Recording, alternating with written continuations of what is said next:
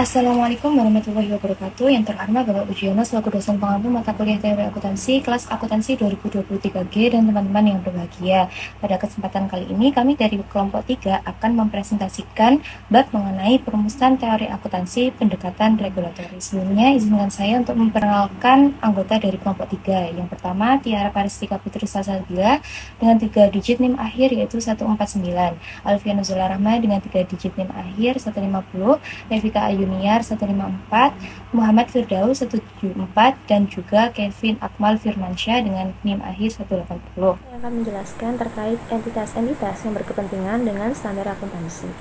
Jadi, standar akuntansi itu tidak hanya ditetapkan oleh lembaga resmi, tetapi juga dipengaruhi oleh berbagai entitas yang memiliki kepentingan dalam pelaporan keuangan. Nah, entitas-entitas ini berperan dalam penyusunan, menerapkan, dan mengawasi standar akuntansi agar dapat digunakan secara efektif dalam dunia bisnis dan investasi. Yang pertama di sini adalah individu dan kantor akuntan publik. Jadi, akuntan publik ini memastikan laporan keuangan disusun sesuai dengan standar yang berlaku agar transparan dan dapat dipercaya. Karena tanpa standar yang jelas, maka audit tidak akan akurat dan kepercayaan publik terhadap laporan keuangan juga bisa menurun. Kemudian yang kedua adalah American Institute of Certified Public Accountants atau AICPA. Jadi AICPA sebagai organisasi profesional CPA di Amerika Serikat, dia berperan dalam mengembangkan praktik akuntansi dan memastikan bahwa standar yang diterapkan dengan konsisten untuk menjaga kredibilitas profesi akuntansi. Kemudian yang ketiga adalah American Accounting Association atau AAA. Jadi AAA ini berkontribusi dalam pengembangan teori dan praktik akuntansi melalui penelitian dan pendidikan. Standar akuntansi yang baik memastikan akademisi dan profesional memiliki pemahaman yang selaras dengan praktik bisnis. Kemudian yang keempat adalah Financial Accounting Standard Board atau FASB. Jadi FASB ini menetapkan standar akuntansi di Amerika Serikat untuk memastikan bahwa laporan keuangan relevan dan dapat dibandingkan. Karena standar yang lemah dapat menyebabkan informasi keuangan yang menyesatkan dan dapat merugikan investor dan kreditor. Kemudian yang kelima adalah Securities and Exchange Commission atau SEC.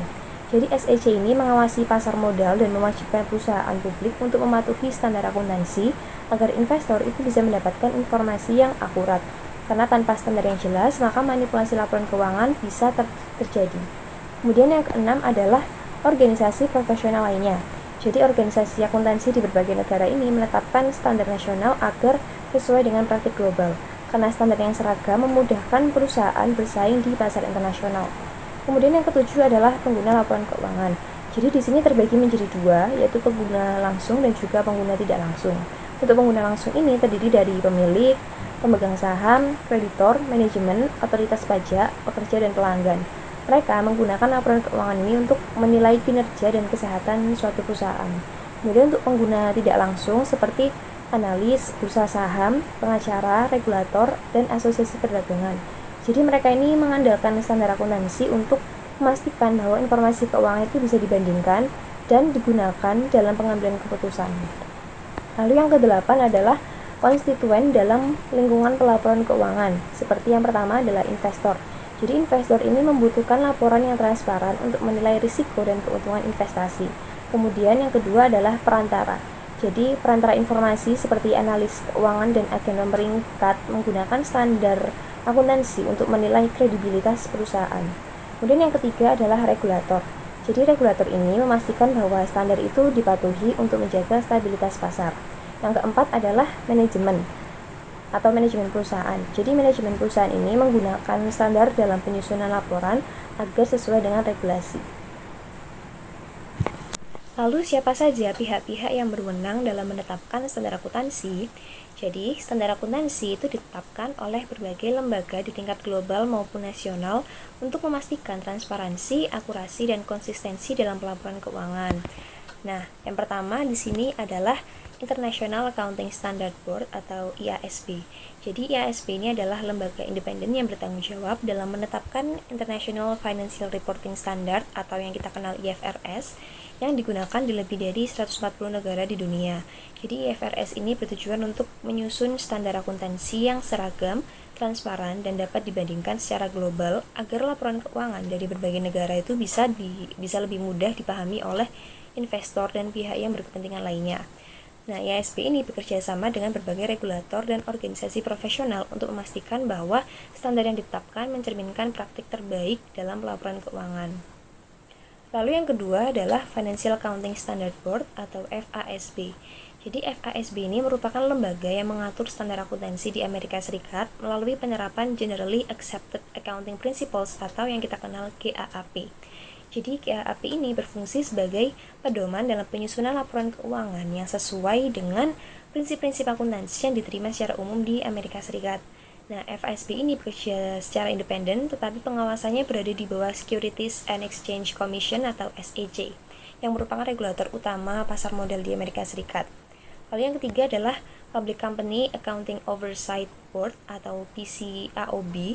Jadi PCAOB ini adalah lembaga yang dibentuk oleh pemerintah Amerika Serikat untuk mengawasi audit perusahaan publik agar sesuai dengan standar akuntansi dan etika yang berlaku.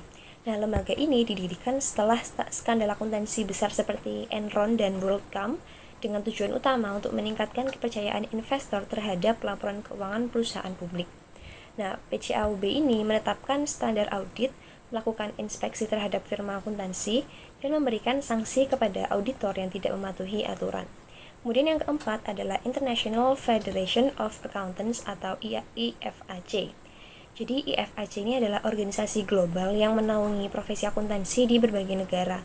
Nah, lembaga ini menetapkan standar etika dan praktik profesional bagi akuntan melalui berbagai komite termasuk International Public Sector Accounting Standard Board atau IPSASB yang mengembangkan standar akuntansi untuk sektor publik. Jadi IFAC ini bekerja sama dengan regulator dan asosiasi akuntansi di seluruh dunia untuk memastikan penerapan standar yang tinggi dalam praktik akuntansi dan audit.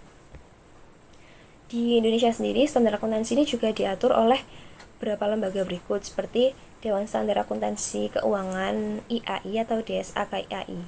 Jadi DSAK IAI ini bertanggung jawab dalam menyusun dan menetapkan standar akuntansi keuangan atau SAK di Indonesia. Standar ini sebagian besar telah mengadopsi IFRS agar laporan keuangan perusahaan di Indonesia itu lebih sejalan dengan standar internasional. Jadi DSAK IAI ini juga terus memperbarui standar akuntansi untuk menyesuaikan dengan perkembangan global serta kebutuhan bisnis di Indonesia. Kemudian yang keenam adalah Kementerian Keuangan. Jadi Kementerian Keuangan ini melalui Komite Standar Akuntansi Pemerintahan atau KSAP menetapkan standar akuntansi pemerintahan atau SAP yang digunakan oleh entitas pemerintahan di Indonesia. Nah, SAP ini dirancang untuk memastikan transparansi dan akuntabilitas dalam pengelolaan keuangan negara, baik di tingkat pusat maupun daerah. Kemudian yang ketujuh adalah Otoritas Jasa Keuangan atau OJK. Jadi OJK ini memiliki peran dalam mengawasi penerapan standar akuntansi di sektor jasa keuangan, termasuk perbankan, pasar modal, dan asuransi. Dan sebagai regulator utama di sektor keuangan, OJK ini memastikan bahwa laporan keuangan yang disajikan oleh lembaga keuangan telah memenuhi standar yang berlaku agar dapat memberikan informasi yang akurat dan terpercaya kepada investor serta masyarakat. Lalu yang terakhir adalah Bank Indonesia. Jadi Bank Indonesia itu bertanggung jawab dalam mengatur kebijakan akuntansi yang berkaitan dengan stabilitas sistem keuangan, khususnya di sektor perbankan. Jadi BI ini menerapkan ketentuan mengenai pencadangan kredit dan pelaporan keuangan bank untuk memastikan kesehatan sistem perbankan dan mencegah risiko sistemik. Jadi dengan adanya berbagai lembaga ini, baik di tingkat global maupun nasional, standar akuntansi itu bisa terus berkembang untuk meningkatkan transparansi, akuntabilitas, dan kualitas pelaporan keuangan di seluruh dunia. Baik, terima kasih atas kesempatan yang telah diberikan. Sini saya akan menjelaskan tentang legitimasi proses penetapan standar akuntansi. Standar akuntansi harus ditetapkan oleh lembaga yang memiliki otoritas resmi, di mana seperti pemerintah atau badan regulator independen. Hal ini agar dapat diterima dan dijalankan secara luas. Legitimasi dalam konteks ini merujuk pada penerimaan dan kepatuhan terhadap standar yang ditetapkan karena dianggap sah, adil, dan dapat dipercaya oleh para pemangku kepentingan. Selanjutnya, legitimasi proses penetapan standar akuntansi terdapat 2 poin. Yang pertama ada prognosis pesimistik dan yang kedua ada prognosis optimistik. Dan yang pertama yaitu prognosis pesimistik, di mana legitimasi proses penetapan standar itu kadang dihubungkan dengan kemampuannya untuk membuat sistem akuntansi yang optimal, yaitu suatu sistem yang ekspektasi pengembaliannya kepada seorang pengguna yang menerapkan sebuah strategi keputusan yang optimal adalah lebih besar dari atau sama dengan pengembalian yang serupa dari sistem alternatif yang lain. Selanjutnya di sini ada pandangan atau pendapat dari Dembski, di mana yang pertama ada proses penetapan standar akuntansi harus mampu memuaskan kondisi raw agar dapat dikatakan sah. Yang kedua, tidak ada kumpulan standar yang akan selalu mencari alternatif-alternatif baru yang berkaitan dengan keinginan dan kepercayaan. Dembski juga menyimpulkan bahwa legitimasi proses penetapan standar ini kadang dihubungkan dengan kemampuannya untuk membuat sistem akuntansi yang optimal. Prognosis pesimistik ini diperluas lagi untuk menunjukkan di mana pemilihan dari alternatif pelaporan keuangan pada akhirnya harus meminta pertukaran keuntungan seseorang dengan keuntungan milik orang lain. Dan yang kedua, penyelesaian dari alternatif pelaporan keuangan mensyaratkan pertimbangan nilai mengenai kekayaan siapa yang dipertukarkan dan dalam dimensi apa serta untuk siapa. Prognosis pesimistik ini menyimpulkan bahwa usaha-usaha untuk menggunakan standar tampaknya tidak akan memberikan hasil dan prinsip-prinsip akuntansi yang optimal tidak akan diperoleh. Selanjutnya untuk poin kedua yaitu prognosis optimistik. Prognosis optimistik ini memiliki banyak jumlah tanggung jawab dari prinsip akuntansi yang optimal, dengan syarat bahwa asumsi dari para pengguna heterogen dan asumsi-asumsi yang mendasarinya paradoks raw tidak digunakan atau ditinggalkan, dengan catatan bahwa asumsi heterogenitas pengguna ditinggalkan dan asumsi yang mendasari raw paradoks menghadapi tantangan. Asumsi tersebut yaitu yang pertama ada definisi raw tentang fungsi kesejahteraan sosial mensyaratkan pilihan sosial yang bersifat transitif. Kemudian yang kedua bahwa kondisi raw tentang independensi atau alternatif-alternatif yang tidak relevan merupakan pertanyaan yang patut diajukan. Selanjutnya adalah mengenai standar akuntansi yang berlebihan.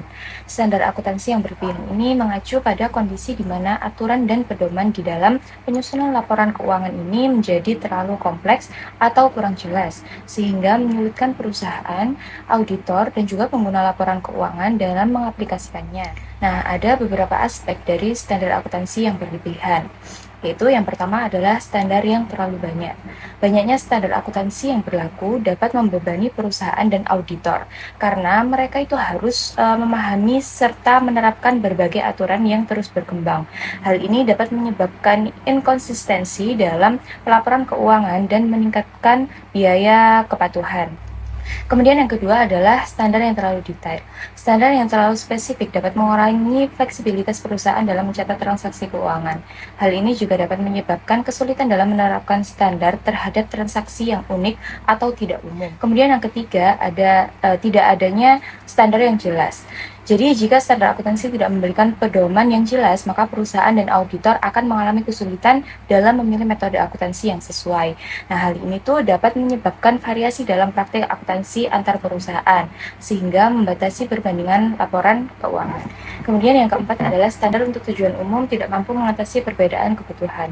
Jadi standar akuntansi biasanya itu dirancang untuk tujuan umum, tetapi dalam praktiknya kebutuhan perusahaan, kemudian investor dan juga auditor bisa sangat beragam. Perbedaan ini dapat menyebabkan kesulitan dalam menerapkan standar yang sama untuk berbagai jenis entitas atau sektor industri. Kemudian selanjutnya yang kelima adalah pengungkapan yang berlebihan dan pengukuran yang rumit. Jadi beberapa standar akuntansi ini mengharuskan pengungkapan informasi yang sangat detail, yang bisa menyebabkan laporan keuangan ini menjadi terlalu panjang dan juga sulit dipahami oleh pengguna. Proses pengukuran yang rumit ini juga bisa membebani perusahaan dalam menyusun laporan keuangan dan juga meningkatkan risiko kesalahan pelaporan. Baik, terima kasih atas waktunya. Di sini saya Kevin akan menjelaskan tentang pilihan dalam akuntansi. Pengungkapan akuntansi dan kontrak berdasarkan atas akuntansi ini adalah hasil dari suatu pilihan dalam akuntansi. Sebuah pilihan yang dimaksudkan untuk mempengaruhi output dan sistem akuntansi dengan cara tertentu. Di sini ada 3 kategori saran-saran atau motivasi yang dilakukannya pilihan dalam akuntansi yang dapat ditentukan sebagai berikut. Yang pertama ada perspektif pembuatan kontrak yang efektif. Karena biaya kegenan dan ketidaksempurnaan pasar, ini digunakan kontrak berbasis negara yang sering dipengaruhi oleh pilihan akuntansi. Kemudian pemberian harga atau aktiva, karena simetris informasi pilihan akuntansi dapat mempengaruhi harga aktiva, baik melalui orang dalam yang membocorkan informasi maupun manajer yang berkepentingan yang meyakini pendapatan tinggi akan meningkatnya harga saham. Kemudian yang ketiga, mempengaruhi pihak-pihak eksternal. Pilihan akuntansi dapat digunakan untuk mempengaruhi pihak-pihak eksternal di samping pemilik asli dan potensial dari perusahaan, seperti internal revenue service, regulator pemerintah, pemasok, pesaing, maupun negosiator setingkat buruh. Sekian yang dapat sampaikan, selanjutnya akan disampaikan oleh rekan saya. Terima kasih.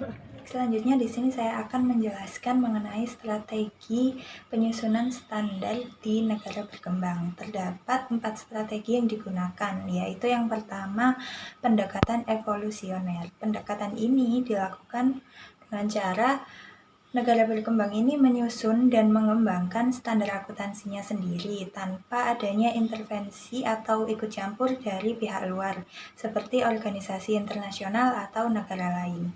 Negara tersebut secara mandiri menentukan kebijakan, metode, dan prinsip yang sesuai dengan karakteristik ekonomi, sosial, dan hukum domestik. Nah, terdapat hambatan yang mungkin muncul dalam aplikasi pembuatan standar ini, yaitu keharusan mitra asing untuk menyesuaikan diri dengan standar khusus yang dibuat secara mandiri oleh negara berkembang tersebut. Nah, kemudian yang kedua ada pendekatan transfer teknologi.